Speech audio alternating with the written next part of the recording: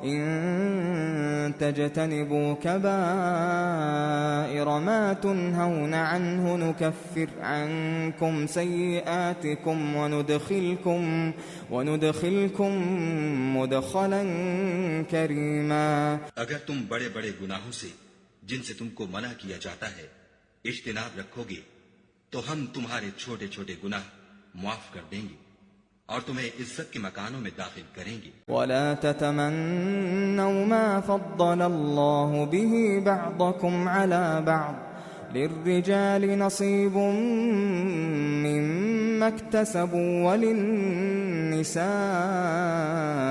نصيب مما اكتسبن واسألوا الله من فضله ان اللہ کان بکل شیء علیما. اور جس چیز میں خدا نے تم میں سے بعض کو بعض پر فضیلت دی ہے اس کی ہوس مت کرو. مردوں کو ان کاموں کا ثواب ہے جو انہوں نے کیے اور عورتوں کو ان کاموں کا ثواب ہے جو انہوں نے کیے اور خدا سے اس کا فضل و کرم مانگتے رہو. کچھ شک نہیں کہ خدا ہر چیز سے واقف ہے. وَلِكُلٍّ جَعَلْنَا مَوَالِيَ مِمَّا تَرَكَ الْوَالِدَانِ وَالْأَقْرَبُونَ وَالَّذِينَ عَقَدَتْ أَيْمَانُكُمْ فَآتُوهُمْ نَصِيبَهُمْ إِنَّ اللَّهَ كَانَ عَلَى كُلِّ شَيْءٍ شَهِيدًا. اور جو مال ماں باپ اور رشتہ دار چھوڑ مرے تو حقداروں میں تقسیم کر دو کہ ہم نے ہر ایک کے حقدار مقرر کر دیے ہیں اور جن لوگوں سے تم عہد کر چکے ہو ان کو بھی ان کا حصہ دو. بے شک خدا ہر چیز کے سامنے ہے. الرجال قوامون على النساء بما فضل الله بعضهم على بعض وبما أنفقوا من أموالهم فالصالحات قانتات حافظات للغيب بما حفظ الله واللاتي تخافون نشوزهن فعظوهن واهجروهن في المضاجع واضربوهن فإن أطعنكم فلا تبغوا عليهن سبيلا ان اللہ کان علیا کبیرا. مرد عورتوں پر مسلط تو حاکم ہے اس لیے کہ خدا نے بعض کو بعض سے افضل بنایا ہے اور اس لیے بھی کہ مرد اپنا مال خرچ کرتے ہیں تو جو نیک بیویاں ہیں وہ مردوں کے حکم پر چلتی ہیں اور ان کے پیٹھ پیچھے خدا کی حفاظت میں مال و آبرو کی خبرداری کرتی ہیں. اور جن عورتوں کی نسبت تمہیں معلوم ہو کہ سرکشی اور بدخوئی کرنے لگی ہیں تو پہلے ان کو زبانی سمجھاؤ. اگر نہ سمجھیں تو پھر ان کے ساتھ سونا ترک کر دو. اگر اس پر بھی باز نہ آئے تو زد و کوب کرو اور اگر فرما بردار ہو جائیں تو پھر ان کو ایذا دینے کا کوئی بہانہ مت ڈھونڈو. بے شک خدا سب سے اعلیٰ اور جلیل القدر ہے.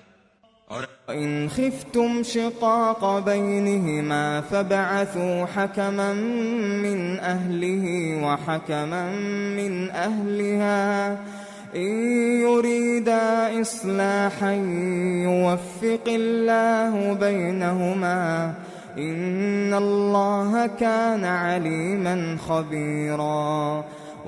اور اگر تم کو معلوم ہو کہ میاں بیوی میں انبن ہے تو ایک منصف مرد کے خاندان میں سے اور ایک منصف عورت کے خاندان میں سے مقرر کرو. وہ اگر صلح کرا دینی چاہیں گے تو خدا ان میں موافقت پیدا کر دے گا. کچھ شک نہیں کہ خدا سب کچھ جانتا اور سب باتوں سے خبردار ہے.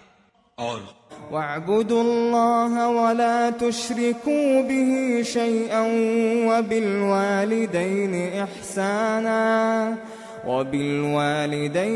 إِحْسَانًا وَبِذِي الْقُرْبَى وَالْيَتَامَى والمساكين والجار ذي القربى والجار الجنب والصاحب بالجنب وابن السبيل وابن السبيل وما ملكت أيمانكم إن الله لا يحب من كان مختالا فخورا. اور خدا ہی کی عبادت کرو اور اس کے ساتھ کسی چیز کو شریک نہ بناؤ، اور ماں باپ اور قرابت والوں اور یتیموں اور محتاجوں اور رشتہ دار ہمسایوں اور اجنبی ہمسایوں اور رفقائے پہلو یعنی پاس بیٹھنے والوں اور مسافروں اور جو لوگ تمہارے قبضے میں ہوں، سب کے ساتھ احسان کرو کہ خدا احسان کرنے والوں کو دوست رکھتا ہے اور تکبر کرنے والے، بڑائی مارنے والے کو دوست نہیں رکھتا. جو الذين يبخلون ويأمرون الناس بالبخل ويكتمون ما آتاهم الله من فضله وأعتدنا للكافرين عذابا مهينا.